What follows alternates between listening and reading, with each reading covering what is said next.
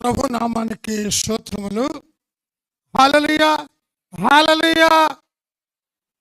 ప్రేమైన దేవుని బిడ్డలారా, మరి నేను ఆదాయం గారి చేతులోనే భక్తి నేర్చుకున్నాను. ఆయన ఒక పూట తిని ప్రార్థించడం ఏమాత్రం ఇష్టం ఉండేది కాదు. దేవుని స్తోత్రం, దేవుని స్తోత్రం, హల్లెలూయా. కటు యాసకాలం, ఆ చెవిలో కాల్పు ఈ చెవిలో కొడుతుంది. నేను 40 రోజులు ఉపవాస ప్రార్థనలో ఉండా. ఉపవాస ప్రార్థన ఉంటే ఆయన మంచును ముట్టుకోకుండా చేస్తున్నాడు. నేను దున్నపోతలో ఉండా. నేను అక్కడ మంచి వయసు మీద ఉన్నాను, దున్నపోతలో ఉండా. కానీ నాన్నగారు చేసే ప్రార్థన నేను చూసి అంత పెద్ద ఆయన కఠినంగా మంచును ముట్టుకోకుండా చేస్తున్నాడు. ఈ చెవులోగా ఆ చెవులో కలిపి ఈ చెవులో కొడుతుంది, ఇంత కఠినంగా చేస్తున్నాడు అని ఆయన ప్రార్థన అయిపోయినాక, ఆదివారం కాడ అయిపోయినాక సోమవారం నాడు నాన్నగారు నాకు టిఫిన్ వద్దు, నేను ఒక పూట భోజనం కట్ట తీసుకోనన్నా. యా అన్నాడు. దేనికన్నా మంచులు ముట్టుకొని చేద్దామని ఉంది ఆదరణ. దేవుని స్తోత్రం, దేవుని స్తోత్రం, హల్లెలూయా. చూసండి, నేను కాడ ఏమండి మరి ఆదాయం గారంటే నాకు చాలా ప్రేమ.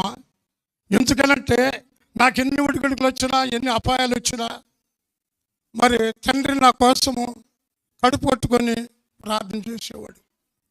ఏమండి కోగిలిపాటి అమ్మగారు, నేను, మరి ఇంకొక ఆయన రూప, అలా ఆయన ఫ్యాన్లో మంచులు పోసుకొని ఆ తుమ్మల బిట్టులోకి వెళ్ళి ఆ తుమ్మల బిట్టులో మంచి నీళ్ళే, ఫ్యానుడు మంచులు, మళ్ళీ మంచులు క్యాన్ వస్తున్నాయి. టిఫిన్ లేదు, కాఫీ లేదు, టీ లేదు. దేవుని స్తోత్రం చెప్పు, హల్లెలూయా. ప్రియమైన దేవుని బిడ్డలారా, అలాంటి ప్రార్థన ఆదాయ గారు చేపించాడు. ఏమండి ఏదరా కోటాలకు వెళ్ళారు. కోటాలకు వెళ్తే ఇల్లు నాకు అప్పు చెప్పి, లూజమ్మ గారికి అప్పు చెప్పి కోటాలకు వెళ్ళారు. కోటాలకు వెళ్ళే వరకే ఈ చిన్న మందిరం ఉంది. ఈ చిన్న మందిరం ఉంటే అందరూ తీర్మానాలు ఉండే వాళ్ళు అందరూ వచ్చి 4 వచ్చాడు నాన్నగారు. వచ్చి కుర్చీ వేసుకున్నాడు. వీళ్ళందరూ వచ్చి సాక్ష్యాలు చెప్తున్నారు, అంటే దర్శనాలు చెప్తున్నారు. వీళ్ళందరినీ చెప్పనిచ్చా. నేను ప్రార్థన చేసుకుంటా, తెల్ల బట్టలు కట్టుకొని, తల దూకొని, నీట్గా ఉండి, ఏమన్నా తమ్మాన్ని కానుకొని ప్రార్థన చేస్తున్నా. ప్రార్థన చేస్తుంటే వీళ్ళందరూ వెళ్ళిపోయినాక, కొయ్యపాటి దగ్గర రావయ్య అన్నాడు. నాన్నగారు అన్న, నీకేం దర్శనాలు వచ్చినాయి అన్నాడు. ఈ 3 రోజులు ఏం దర్శనాలు వచ్చినాయి అన్నాడు. నాకేం రాలేదు నాన్నగారు అన్న. అంటే ఏం రాలేదా? ఏంటి అనుకున్నావా? ప్రార్థన అంటే వజ్జు పెంచుకుంటాం అనుకున్నావా? సవ్వురుగా తలదూకొని సవ్వురుగా ఉంటాం అనుకున్నావా? ఏంటి ఆ ప్రార్థన అంటే? 3 రోజుల నుంచి ఏమి రాలేదని చెప్తున్నావు నాకు. దేవుని స్తోత్రం, హల్లెలూయా. ఇంకెవరు ఇంకొక ఆమె వచ్చింది దర్శనం చెప్తాకి, చల్లగా మట్టు గుర్చు దూకినట్టు చల్లగా జారి వచ్చేసా. దేవుని స్తోత్రం, హల్లెలూయా. కానీ వచ్చి ఈ రోజుల్లో ఏమనుకోండి కుందేలు పిల్లలు దూకినట్టు దూకేసేస్తున్నారు సంఘస్థులు. ఏమండి నేనేం చేశానంటే మోకాళ్ళుంచి మోకాళ్ళ చెప్పులు ఊడితే ఉన్నాయి, పోతే పోయినాయి. ప్రభా, ఇంతకాలం నేను బొజ్జ పెంచుకున్నాను, దయతో నన్ను క్షమించు ప్రభా అని మోకాళ్ళు ఎటువంటి గుర్తుంటే ఎస్ఐ గారు తూటి దిగి వచ్చి అట్టుబొబ్బని అన్నాడు. ఆ గుద్దు నాకు చూసి మోకాళ్ళు 2 చెప్పులకు ఓడగొడుతుంటే ఎస్ఐ గారు చూసి, బాబో ఇదే ప్రార్థన ఆయన దైవ స్వరూపులో కానీ ఎవరు చేసిన చావుకులు లేరు. దేవుని స్తోత్రం, హల్లెలూయా. ప్రియమైన దేవుని బిడ్డలారా, ఎందుకు చెప్తున్నంటే ఆదాయ గారు భక్తి నేర్పాడు. ఏం భక్తి అది? ఏమండి ఇప్పుడు అందరూ మ్యాచ్ అయిన భక్తి నేర్చుకుంటున్నారు. మ్యాచ్ అయిన ఏమండి అదేం భక్తి అనుకున్నాం?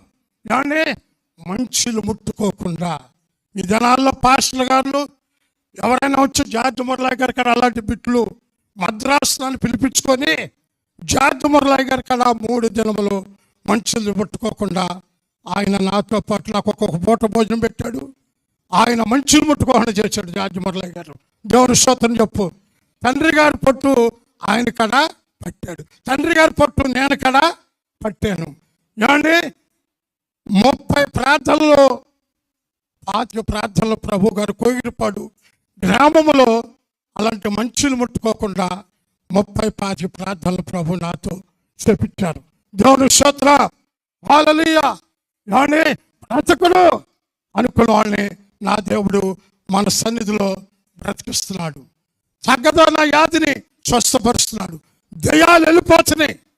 ఏమండి ఆదాయం గారు నాకు అలాంటి భక్తి నేర్పాడు. ఏమండి ప్రార్థన పరుడు.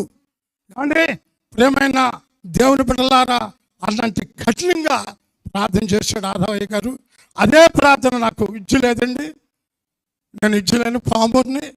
అయ్యా నువ్వు విద్య లేనివాడు, చదువు లేనివాడు, ఎప్పుడు నీ మోకాళ్ళు ఉంచుతూ ఉండాలి, ఎప్పుడు బైబిల్ పుచ్చుకొని నువ్వు పొలం వెళ్ళి అక్కడ మోకాళ్ళు ఉంచాలి.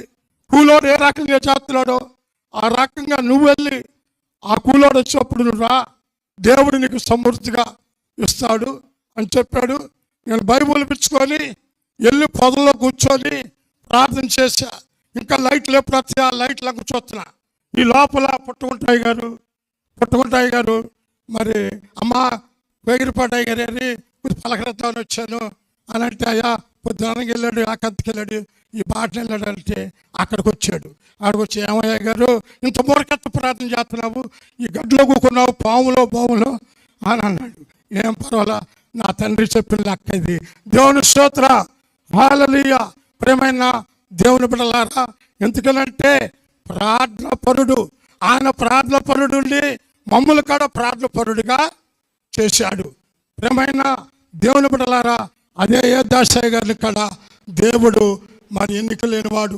అంటే నాన్నగారు ఉండగా ఏమి వాక్యం నడిచేది కాదు, ఇప్పుడు బలంగా మరి ఆయన్ని మరి జీవమంగళ దేవుడు వారికి తోడుగా ఉండి చేయించుకొని నడిపిస్తున్నాడు.